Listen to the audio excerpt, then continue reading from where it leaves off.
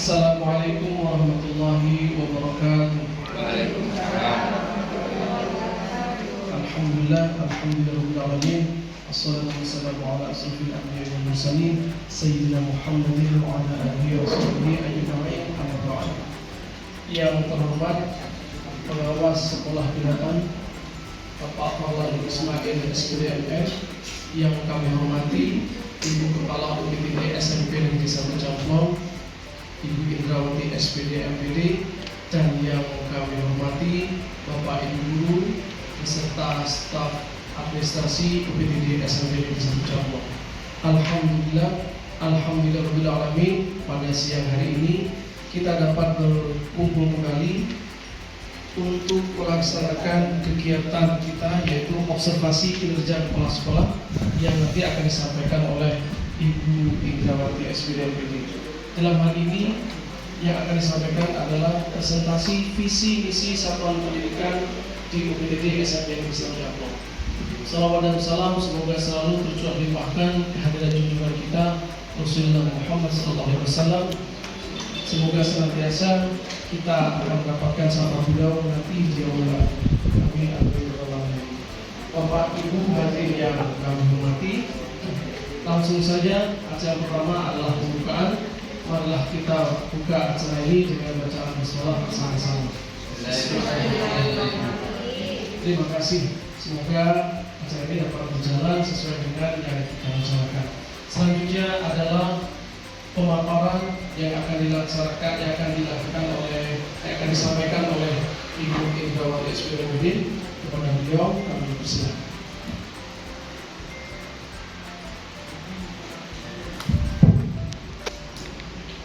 Assalamualaikum warahmatullahi wabarakatuh.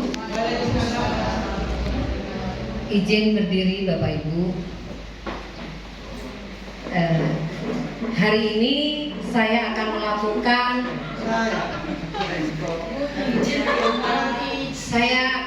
observasi kepala sekolah yang disaksikan oleh pengawas binaan SMPN 1 Camplong, Bapak Farman Ismail. Kebetulan RHK untuk tahun ini, tahun 2025, saya memilih untuk mempresentasikan visi dan misi sekolah kita. Jadi bagaimana, apakah Bapak Ibu sudah menyerap visi misi kita?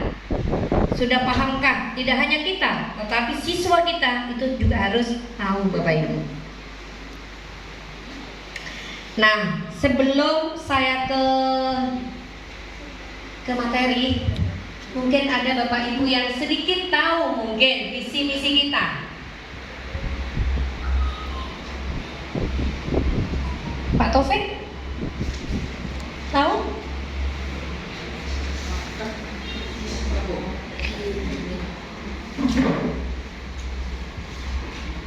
Jadi mungkin dari beberapa guru bisa paham visi misi kita ini sebelum saya buka presentasi saya. Nih, monggo Pak Taufik. Baik, terima kasih.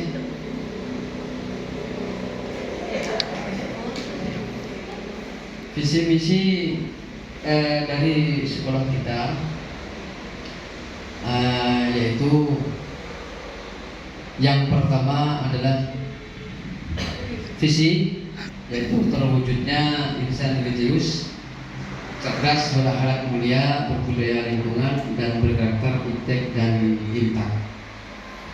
Itulah visi daripada sekolah kita, di mana itu harus kita kembangkan melalui misi kita yang akan kita laksanakan setiap harinya sampai visi itu tercapai semua.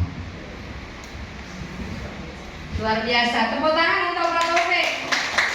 Jadi Pak Taufik tidak hanya kulitnya saja mengenal SMP 1 Camplong, tetapi visinya pun bisa menjelaskan apa sih visi dari SMP 1 Camplong. Oke. Nah, tapi sebelum ke visi misi, Bapak Ibu harus paham benar bahwa setiap satuan pendidikan itu memiliki karakteristik yang berbeda. Contoh, sama-sama pesisir, SMP 1 Cerese sama-sama pesisir, Camplong sama-sama pesisir, tetapi bisa dilihat dari karakteristik siswanya. Karakteristik siswa kita bagaimana? Siswa kita banyak dari Camplong dan Tanjung yang memiliki karakter yang berbeda. Nah, ini harus tahu bagaimana Bapak Ibu membawa proses pembelajaran pada dua karakter ini. Di Ketapang juga sama, pinggiran, tapi di sana di Ketapang walaupun pinggiran cukup di kecamatan Ketapang saja. Kalau kita itu dua kubu, Tanjung dan Camplong. Nah, ini salah satu contoh bahwa setiap sekolah memiliki karakteristik satuan pendidikan. Yang berikutnya pendidik. Pendidik kita itu banyak dari Kabupaten Pamekasan. Itu sebanyak 17 guru. 15 guru itu dari Sampang. 7 guru itu dari Camplong. 2 dari Kabupaten Sumeneb. Ini sudah membuat karakter sekolah beda. Apalagi yang sama-sama satu kabupaten, misalkan di Sampang SMP 3, itu kan semuanya pada sama-sama kota. Itu juga akan membedakan karakter satuan pendidikan. Kemudian tenaga pendidik, kebetulan kita punya ASN 2 tenaga pendidik, Pak Ahmad dan Bu Narni. GTT, PTT-nya pun banyak. Nah, ini harus dikelola juga, bagaimana memberdayakan, memanusiakan satuan pendidikan baik GTK dan siswanya, termasuk sarana prasarana. Kebetulan Camplong ini kearifan lokalnya, kesukaannya anak itu daun.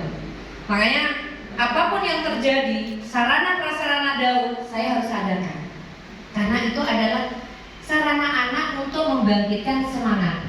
Kemudian gurunya pada tahun kemarin kita ajak untuk studi tiru, supaya apa? Refresh Bapak Ibu. Ini salah satu untuk bagaimana kita merefresh otak kanan dan kiri. Termasuk ada proyek P5. Anak berpameran, tidak hanya jualan kandasan basah, tapi berjualan karya. Ketika proyek benefit tabungan, ini dieksplor juga. Kita lihat dulu bagaimana prediksi rapor pendidikan kita. Yang sebelah sana Bapak Ibu, ini adalah rapor pendidikan tahun 2024. Yang sebelah kiri, ini tahun 2025.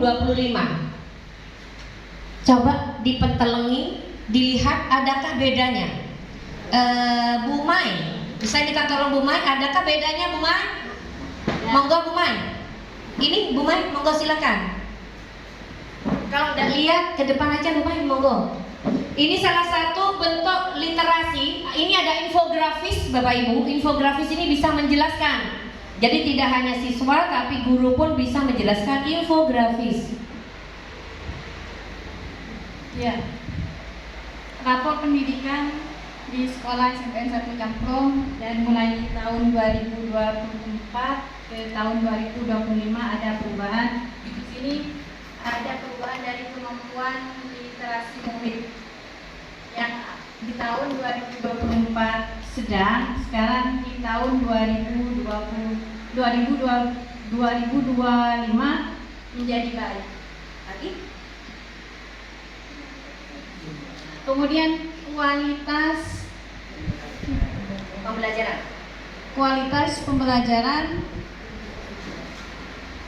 pembelajaran masih sama ya? Sedang. Ya, sedang. Kemudian kemampuan numerasi murid yang awalnya kurang pada tahun 2024, kemudian pada tahun 2025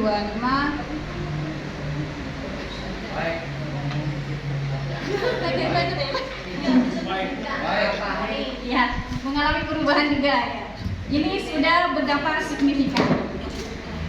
Aplaus untuk Bu Mai Bapak Ibu.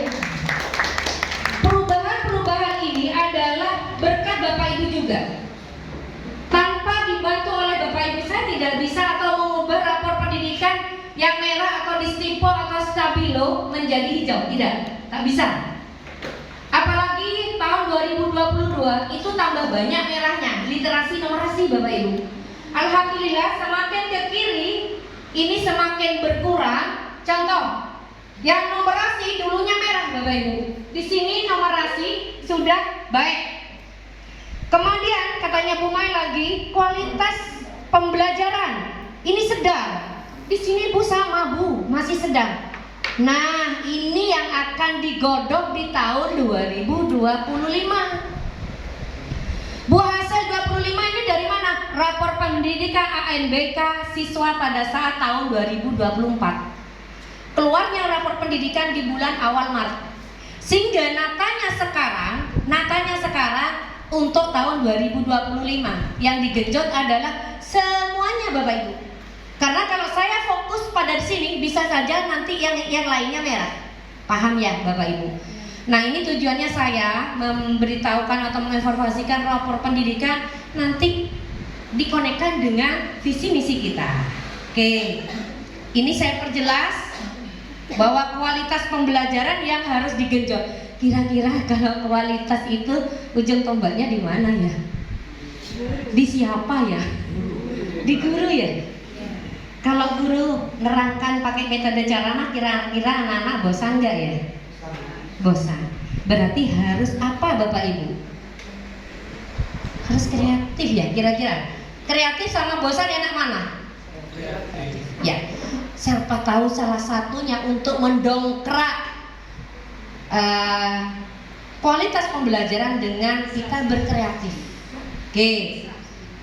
Ini saya rangkum Bapak Ibu indikator kemampuan literasi baik, kemampuan numerasi baik, kemudian karakter. Bu, banyak anak-anak saya terlambat. Kalau kita terlambat, oke lah kita maklumi karena kendaraan kadang di Tanjung itu sulit, macet. Kadang kalau dari Tader, dari Bejakalelak, di Camplong, Pasar Camplong juga macet. Tetapi kita tidak bisa menghukum anak. Yang penting anak masuk saja sudah alhamdulillah. Tolong Bapak Ibu dihindari untuk menjudgment atau menghukum anak.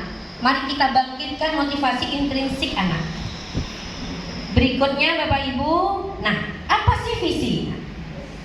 Visi itu adalah gambaran bagaimana kita bersikap, bagaimana kita akan melakukan satuan pendidikan. Saya sebagai guru, apa sih korelasinya dengan visi? Visi ini punya nilai-nilai yang mendasari satu pendidikan.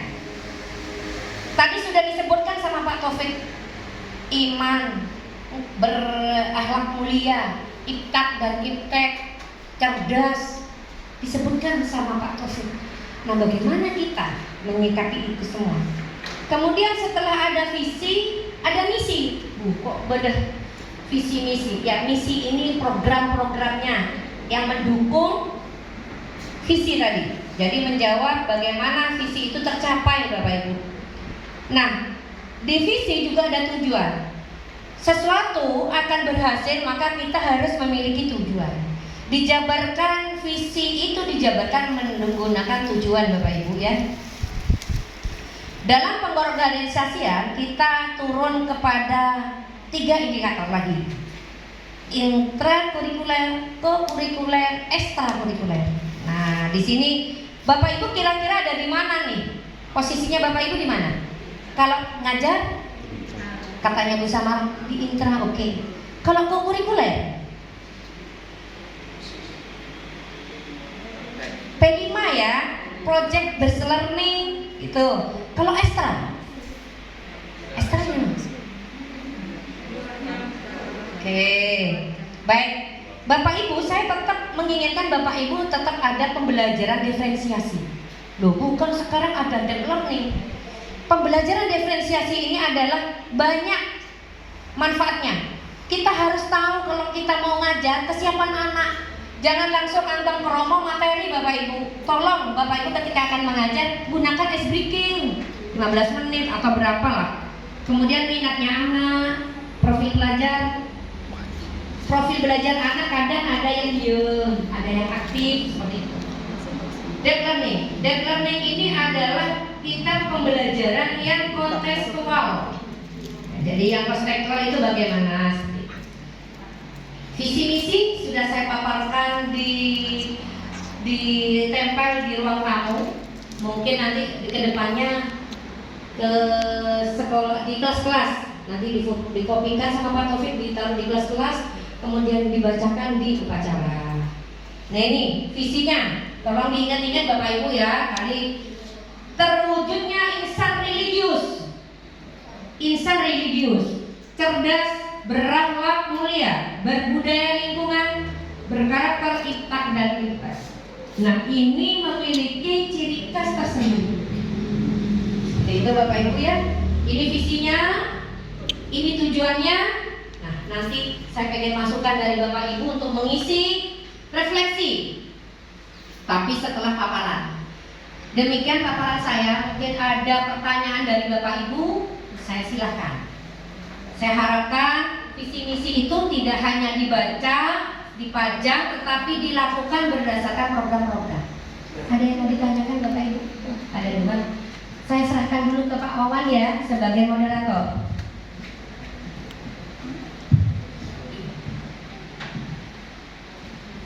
Terima kasih, itu tadi pemaparan dari Bu Indrawati. Selanjutnya kita akan membuka sesi tanya jawab. Silakan. Ya, yang pertama dari Bu Emi Enianti.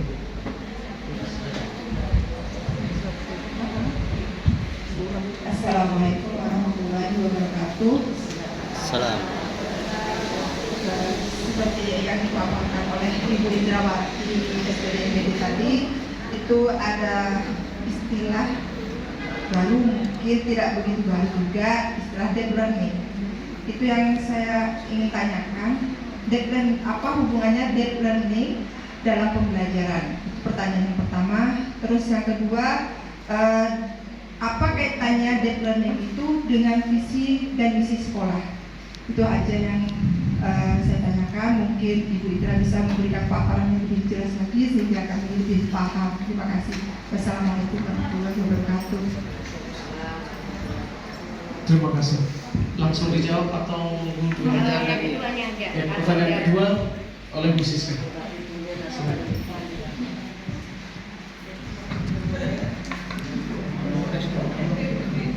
Assalamualaikum warahmatullahi wabarakatuh.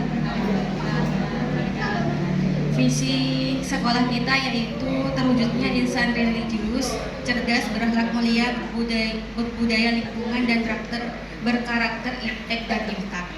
Pertanyaannya, bagaimana kita sebagai TU dan guru menyelaraskan dengan rapot pendidikan? Terima kasih. Assalamualaikum warahmatullahi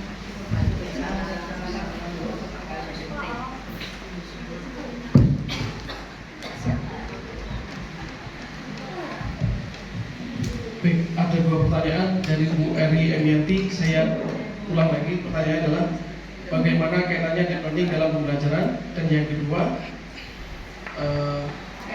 kaitannya deep learning dengan visi misi di sekolah. Baik, ini silakan dijawab.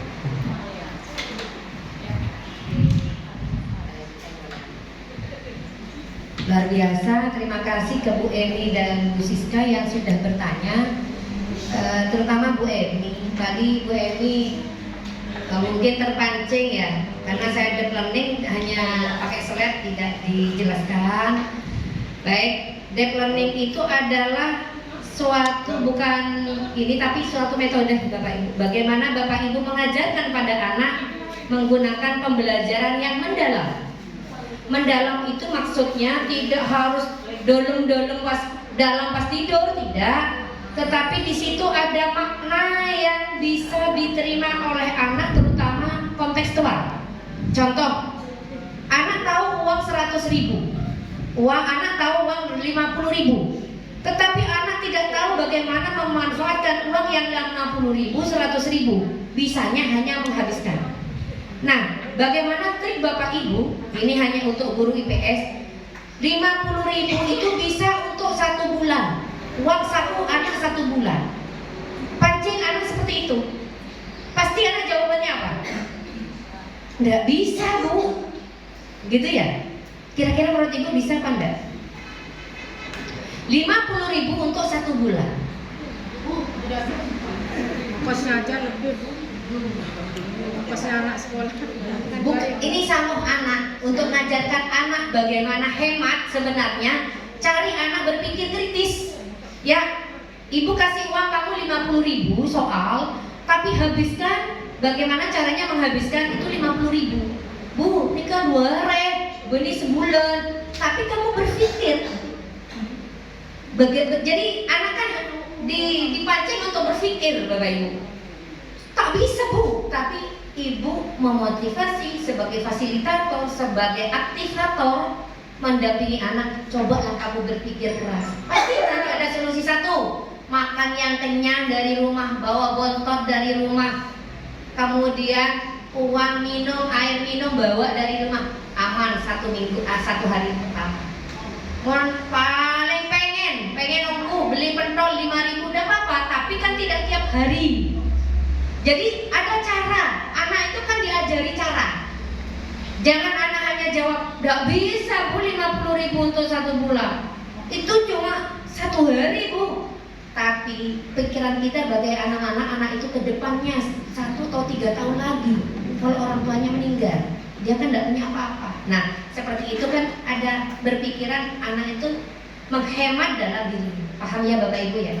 Itu yang dikatakan mendalam. Mendalamnya kalau kita konekkan dengan visi misi insan religius, maka seorang anak itu harus hemat.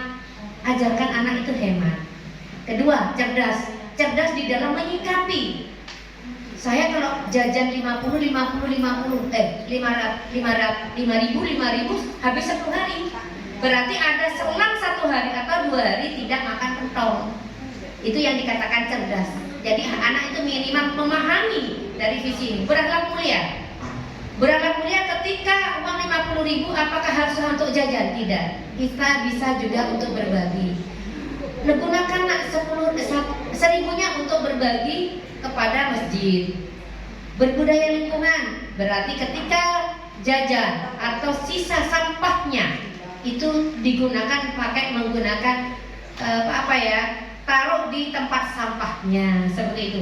Itu hanya satu tema 50.000 uang, bukan dari bidang matematika, hanya IPS ya. Berkarakter intak dan intek. Tidak apa-apa anak-anak diajari digital, tetapi tidak harus full digital. Ada penelitian seorang Jepang itu mengatakan anak Hongaria, anak Jepang sekarang sudah kembali ke manual, buku, tulisan seperti itu Bapak Ibu. Karena digital itu menguras otak, melumpuhkan otak 75%. Seperti itu ya Bapak Ibu. Itu ya Bu Emi ya, deep learningnya mendalamnya dikaitkan dengan visi misi kita. Kemudian yang kedua terkait tadi tadi lewat proses pembelajaran deep learning. Sekarang yang paham ya Bu Emi ya? Jadi RPP-nya tidak harus formalitas, tetapi sedikit 1 lembar tapi mendalam. Karena kontekstualnya itu yang dipentingkan. Kemudian untuk Bu Siska tadi tugasnya TU dan guru ya terkait rapor pendidikan. Rapor pendidikan setiap indikator itu berbeda Bapak Ibu. Misalkan numerasi. Numerasi itu mengajarkan anak pada angka-angka. Apakah numerasi itu gurunya harus matematika? Tidak harus. Tidak harus. Guru bahasa Indonesia juga bisa. Mungkin bisa numerasi bahasa Indonesia. Contoh, sampai bilang, "Nah, kamu baca satu karangan ini, hurufnya angka A-nya itu ada berapa? I-nya berapa?" Itu kan menghitung. Itu apakah tidak numerasi? Numerasi Bapak Ibu. Apakah tidak cerdas religius? Sudah masuk Bapak Ibu. Paham ya? Kemudian kita punya insan religius, sapa salam santun, kita menyapa anak di depan pintu gerbang. Setiap pagi itu dijadwal sama Pak Taufik ya, Pak Taufik ya. Itu secara berganti, itu sudah kita membuat insan religius. Nah, ucapkan salam. Ketika Bapak Ibu ada di pelayanan, 7 pelayanan, anak dibiasakan untuk mengucapkan salam. Nah, kalau anak tidak mengucapkan salam, mungkin dari gurunya yang mengucapkan salam. Seperti itu. Jadi guru dan TU berpartisipasi di dalam rapor pendidikan. Jadi rapor pendidikan tidak hanya untuk guru, tetapi untuk tenaga administrasi. Demikian juga cerdas. misalkan akan diberikan itu bukan tugasnya guru BK, tetapi untuk kita semua. Karena tanggung jawab karakter itu untuk kita semua. Jadi mari SMP 1 Camplong kedepannya akan berhasil bila kita satu tim kompak. Seperti itu ya Bapak Ibu. Kemudian saya punya refleksi. Refleksi ini minta tolong dituliskan masukan dan paparan saya. Kemudian saran-sarannya di mana di sini, monggo Bapak Ibu dituliskan ya. Nanti biar saya baca berdasarkan ini Pak ya. Itu saja, mungkin ada pertanyaan lain? Sudah tidak ada? Saya kembalikan ke moderator. Ya.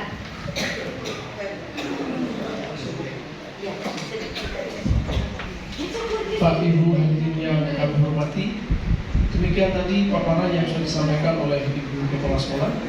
Selanjutnya ada satu hal yang mungkin patut kita garisbawahi, bahwasanya rapor pendidikan kita telah mengalami banyak kemajuan, namun ada satu yang masih perlu diperbaiki, yaitu tentang kualitas pembelajaran yang masih sederhana. Nah, itu fokus kita untuk tahun 2025 adalah hal itu. Baik Bapak Ibu, demikianlah acara pada siang hari ini, dan marilah kita tutup acara ini dengan membaca hamdalah bersama-sama. Dari saya selaku moderator, mohon maaf atas segala kekurangan. Wassalamualaikum warahmatullahi wabarakatuh.